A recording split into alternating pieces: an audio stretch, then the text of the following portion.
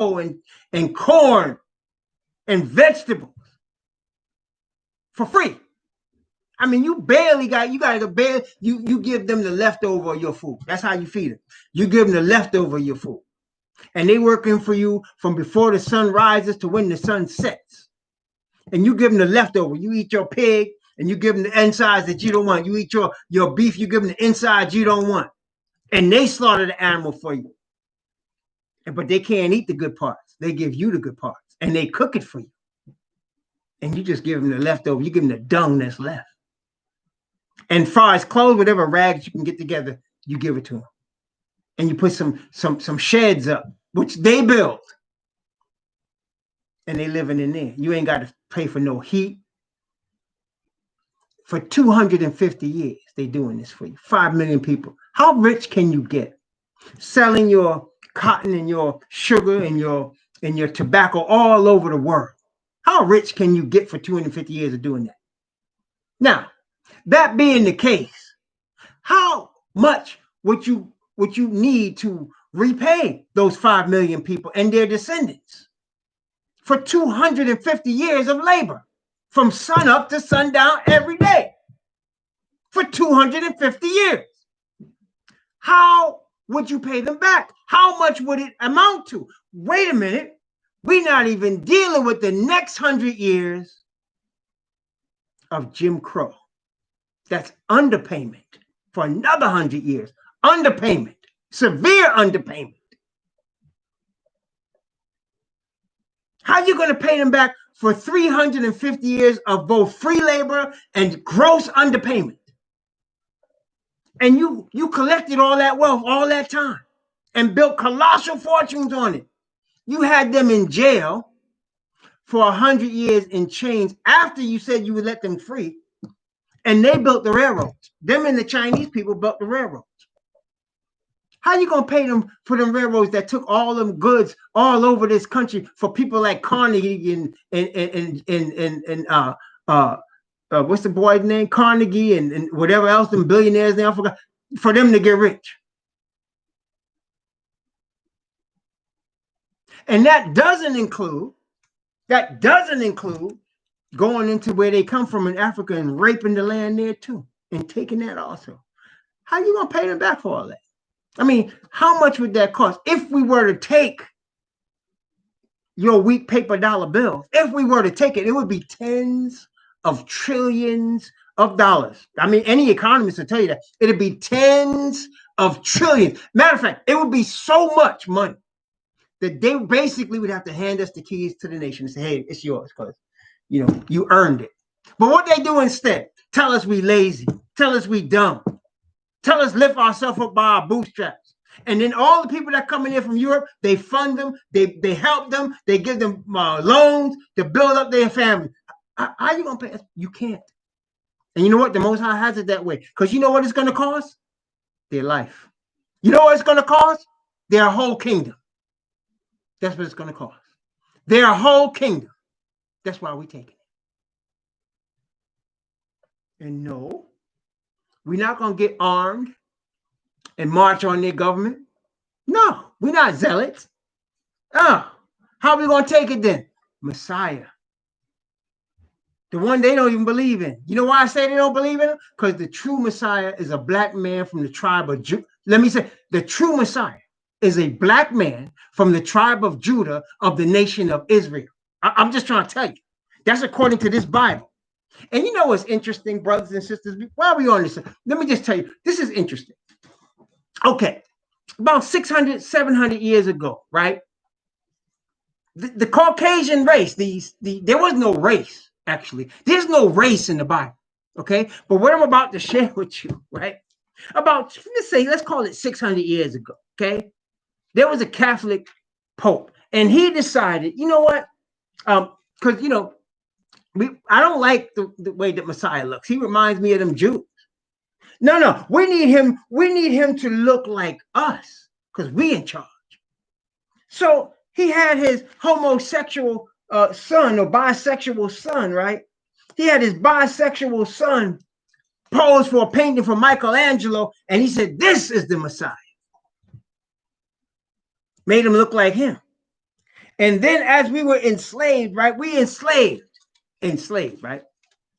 And over the course of all of the slavery, the 250, now it's going to be 400 years, they kept putting that face in front of us. That Caesar Borgia, this is your savior, this is your savior, this is your savior. Trying to brainwash us to believe, which unfortunately a lot of us did, that we are inferior to them.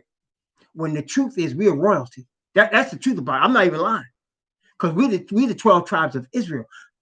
And especially those of us that come here from the west coast of Africa, that came over here to the United States and to the islands over here, like after the 10 tribes were scattered 700 years before, and then we came in AD 70, went into Africa, and then after that, they took us from there. That's the royal house of Judah, man. That's the southern kingdom.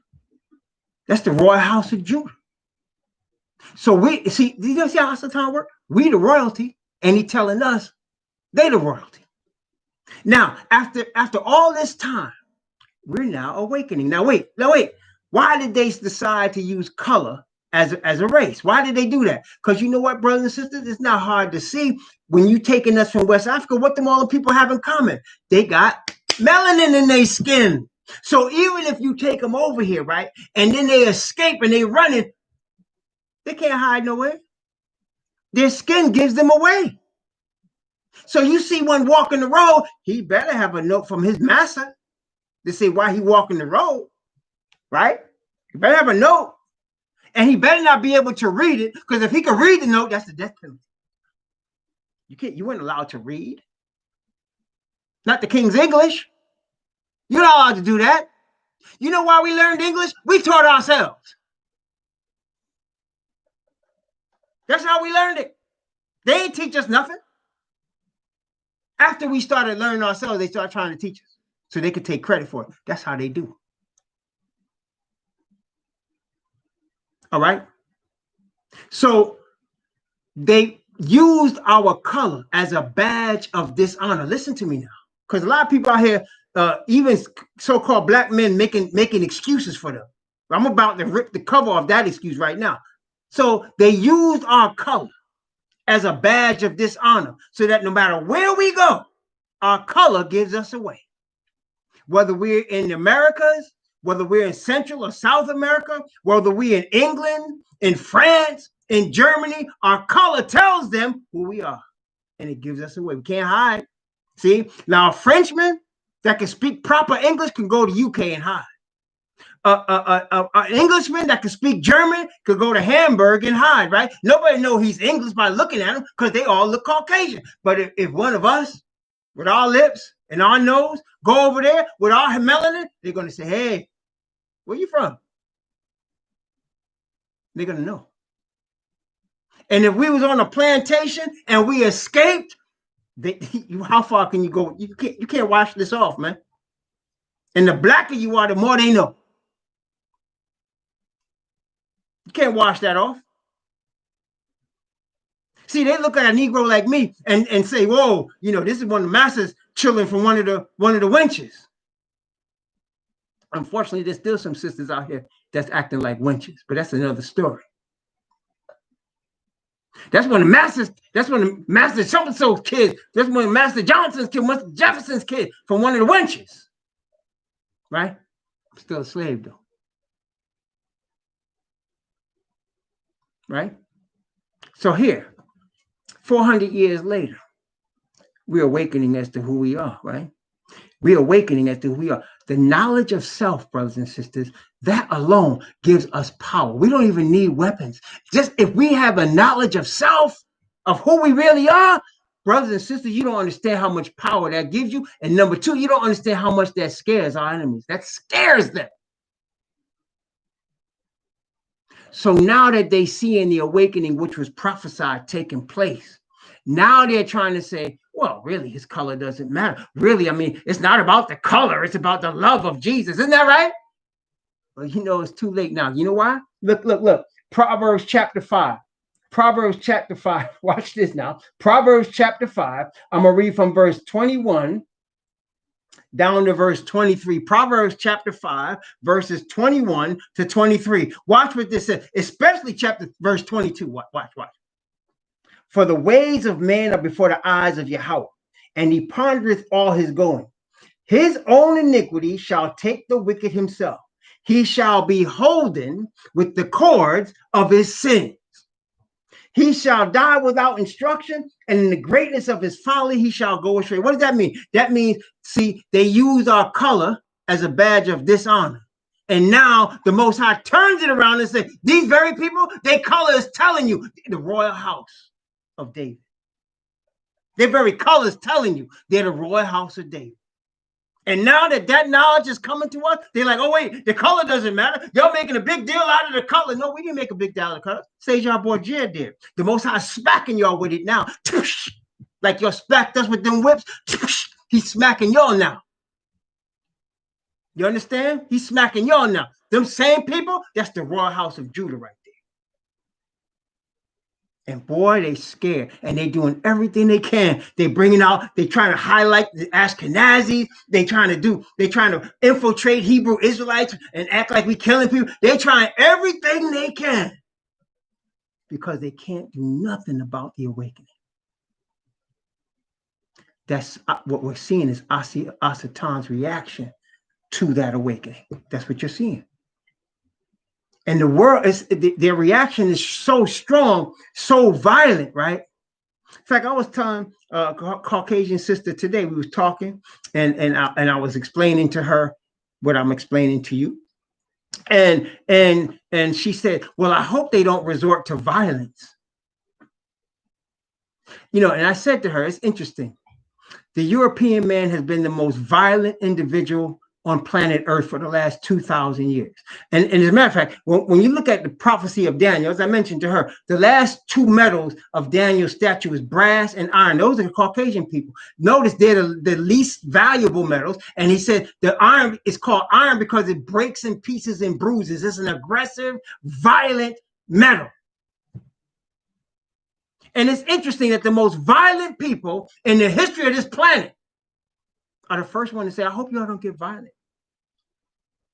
Please don't get violent. Ain't nobody raised their hand to them yet. But they scared of violence. Why? Because they have been the most violent people. It's interesting, isn't it? But I told her, which is what I'm telling you now, Revelation chapter 13 again. Watch Revelation 13. Let me just share this with you. Revelation chapter 13. This is for all them talking about violence and worried about violence. Revelation 13, especially they coming from the class of violence. See, they're reacting. We don't need to react. Our Father knows the end from the beginning. This is prophesied. Revelation chapter 13. Watch what it says. Revelation 13, verse 9 and 10. Revelation 13, verse 9 and 10. Watch Revelation 13, 9 and 10. If any man have an ear to hear, let him hear. He that leadeth into captivity shall go into captivity. He that killeth with the sword must be killed with the sword. Here is the patience and faith of the saints. See, the violent are going to get violence on them. The oppressor is going to get oppression on them. He that leadeth into captivity shall go into captivity. He that killeth with the sword must be killed with the sword. I'm not saying that. That's Bible. That's why they always say, please don't get violent. They know in their spirit is coming.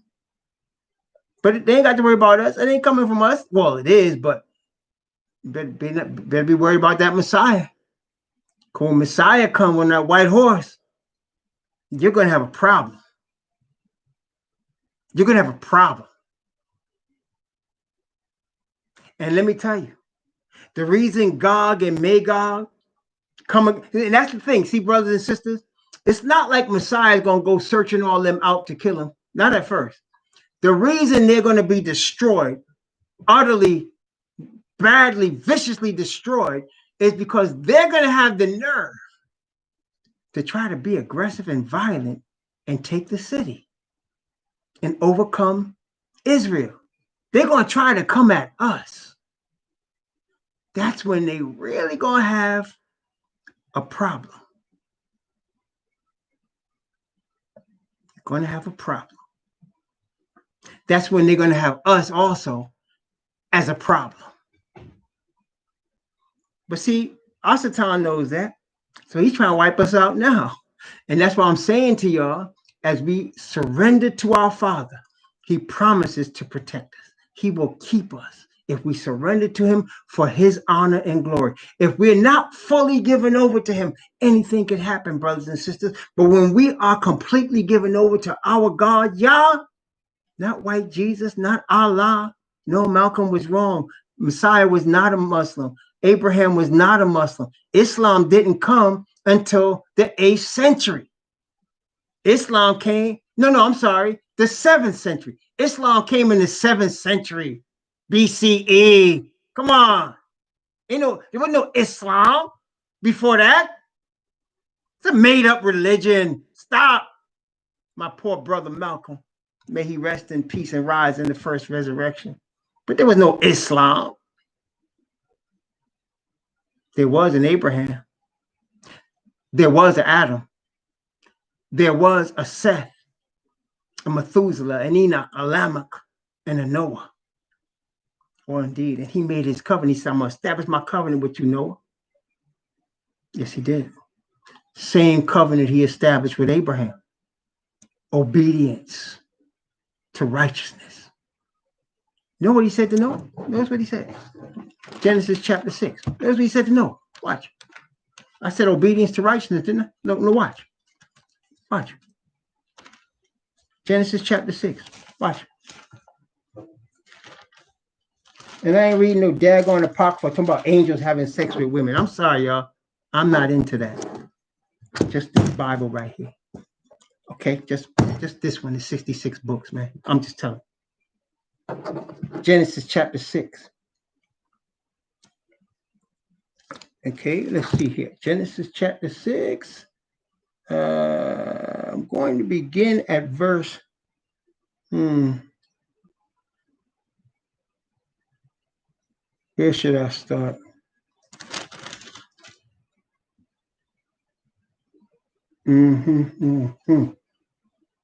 Oh, no, it's Genesis chapter 7. But, I do want to start in chapter 6. So let's start in chapter 6. I'm going to read chapter 6 of Genesis. I'm going to start at verse 5. And I'm going to go down to verse 13, and then I'm going to go to chapter 7. Okay? So Genesis chapter 6 from verse 5 to verse 13. Notice what it says. Remember now, he established his covenant with Noah. Watch what he says now. And Yah saw that the wickedness of man was great in the earth, and that every imagination of the thoughts of his heart was only evil continually. And it repented Yahweh that he had made man on the earth, and it grieved him at his heart. And Yahweh said, I will destroy man whom I have created from the face of the earth, both man and beast and creeping thing and the fowls of the air, for it repenteth me that I have made them. But Noah found grace in the eyes of Yahweh. These are the generations of Noah. Noah was a just man and perfect in his generations. And Noah walked with Yah. And Noah begot 3 sons, Shem, Ham, and Japheth. And the earth was also corrupt before Yah. And the earth was filled with violence. That sounds familiar, doesn't it? And Yah looked upon the earth, and behold, it was corrupt, for all flesh had corrupted his way upon the earth. And Yah said unto Noah, the end of all flesh is come before me, for the earth is filled with violence through them. And behold, I will destroy them with the earth. Let's skip down now. Genesis chapter 7 and verse 1. Watch what it says. And Yahweh said unto Noah, come thou and all thy house into the ark, for thee have I seen righteous before me in this generation. Thee have I seen what? Righteous before me in this generation. He walked with Yah. He walked in the spirit of righteousness. Made a covenant with Noah. Same covenant of righteousness he made with Abraham. Matter of fact, that's why he established with Abraham what? Circumcision, a sign of the righteousness, Paul said, or Shaul said, he had yet being uncircumcised. See, righteousness is the thing, brothers and sisters, and righteousness is a spirit. So when we enter into covenant relation with the Most High, or when he says, I'm entering into covenant with you, it is a covenant of righteousness based on obedience to his word. Then he made it for our nation of Israel as a law. An everlasting covenant, the Bible says, as a law. In fact, let's take a look at that. Psalm 105. Psalm 105. Then we're going to go right into Isaiah 42, just warming up till we get to Isaiah 42 now, right? Psalm 105. Also, I decided what I'm going to try to do, brothers and sisters. I may not be successful, but I'm going to try. I'm going to try to divide up these videos so that then one of my brothers said, you should divide it up into smaller pieces so that more people could get a little piece of it instead of trying to read a whole or listen to a whole 2 hours of it. Now, some people listen to it on their phone and they can hear it while they're working or whatever. Some people would rather break it up. So I'm going to have both. I'm going to have the whole thing, if it's an hour and a half or whatever, and then I'm going to try to break it up into small pieces so you all can get it in either way, okay, by the grace of the Most High. But watch this. Psalm 105. Let's see. I'm going to start at verse 6. I'm going to start at verse 6 and go down to verse 10. Psalm 105, 6 through 10. Watch what it says. O ye seed of Abraham, his servant. That's us. Ye children of Jacob, his chosen. That's us. His chosen, which means when he talks about his saints, that's us. To show unto his servants, that's us. Things which must shortly come to pass, that's us. Remember that, okay? He is Yahweh, our Most High. His judgments are in all the earth. Watch this. He has remembered his covenant forever. The word which he commanded to 1,000 generations, which covenant he made with Abraham, and his oath unto Isaac. And he confirmed the same unto Jacob for a law, and to Israel for an everlasting covenant. The covenant is what's commonly referred to as the 10 Commandments. It's a transcript of his character, because the 10 Commandments are representative of righteousness. And he, of course, is righteous. The 10 Commandments are representative of holiness. And Yah, of course, is holy. So when he enters into covenant with us as a nation, he's entered into a covenant of righteousness by blood. In this case, the blood is Messiah's blood. Okay? A covenant of righteousness by blood, which is also a covenant of holiness, which is why he said, you're a chosen nation, a royal nation, a chosen generation. Okay? And that's what he's called us to be now. Of course, we fell because we worshiped other gods. We broke the covenant and worshiped other gods.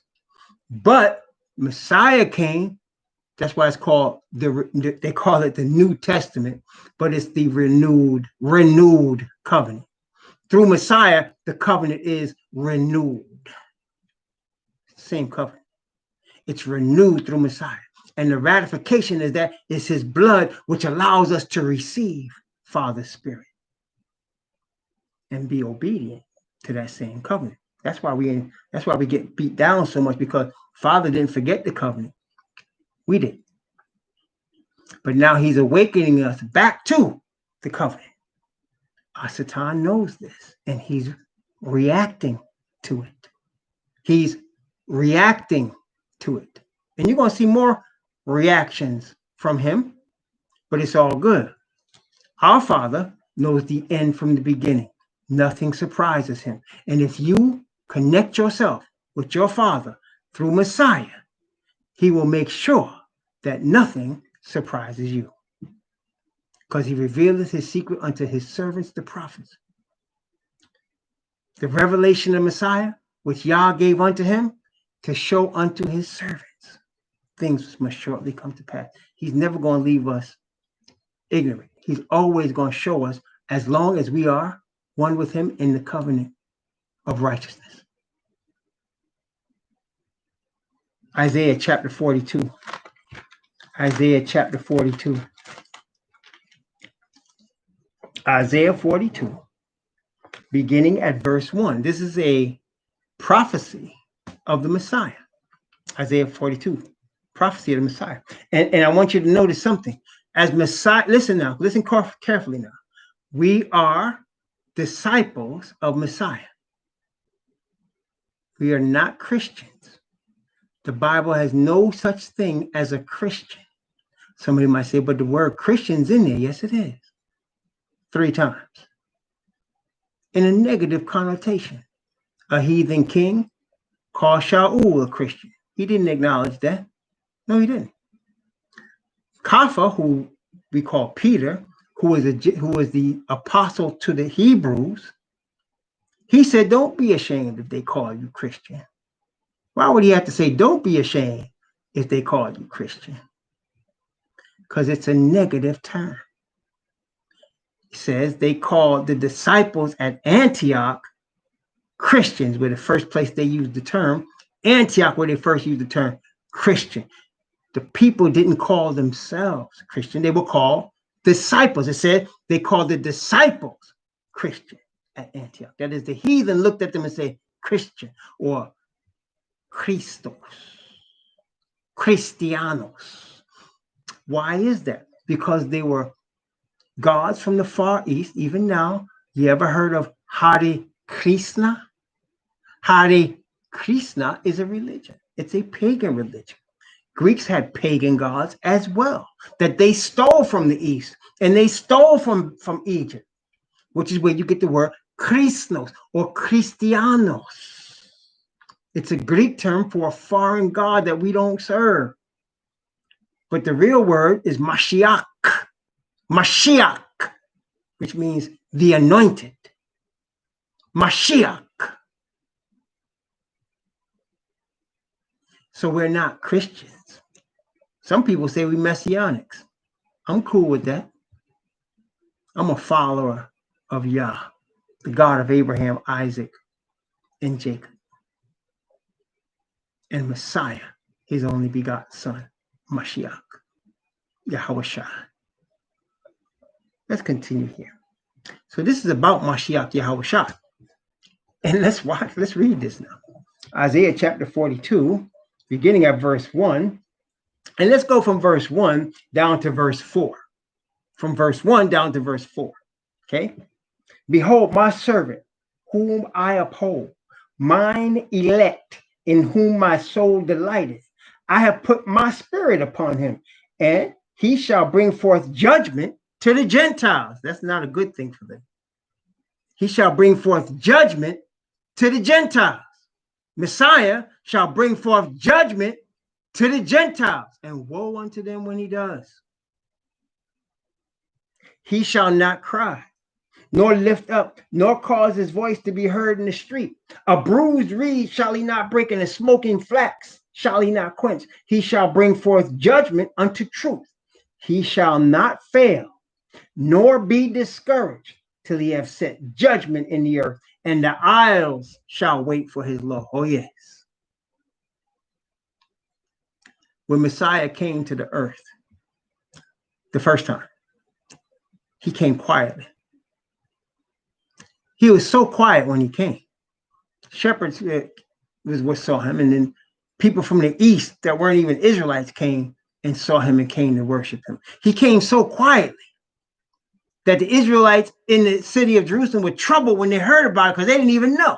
He came so quietly that when he walked up on Yochanan the Baptist to get baptized, Yochanan, being filled with Father's Spirit from the womb, recognized who he was, but none of the other people did. Paul Carpenter, walking all the way from Nazareth, from Galilee of the nations, quietly. And yet this man, this humble, quiet man, brought righteousness to the nation of Israel. He was the chief cornerstone, or he is the chief cornerstone, the building of the nation in the Father's Spirit. That's what he said when he said, upon this rock, I'm going to build my church. Now, Christians use this to try to act like he's building some sort of Christian denomination of brick and mortar and foolishness. No. He also called, well, should you remember now, Stephen, when Stephen was describing the journey through the wilderness of our fathers, he said it was the church in the wilderness. The word church is called out assembly. In the Old Testament, they use the word congregation. Like he says, I will lift up your name among the great congregation. That's all representative of the nation of Israel. The nation, the chosen people are a nation. He said, you shall be a nation, a royal nation, a holy nation, a nation of priests and ministers, a nation. You understand? Praise Yah. So the word church is nation. So what the Messiah is saying is, upon this rock, that is himself, I'm going to build my nation. And the gates of hell shall not prevail against it. I'm going to build my nation. A nation built on the Father's spirit of righteousness that's given to the through Messiah's sacrifice. He shall not fail. So when he came, he was quiet. So that Yochanan said, I have need to be baptized of thee, and comest thou to me? And Messiah said, suffer it to be so now, for thus it behooveth us to fulfill all righteousness. Messiah is our example. So as he was baptized for repentance, so we are baptized for repentance. He's our example. He says, suffer it to be so now, for thus it becometh us to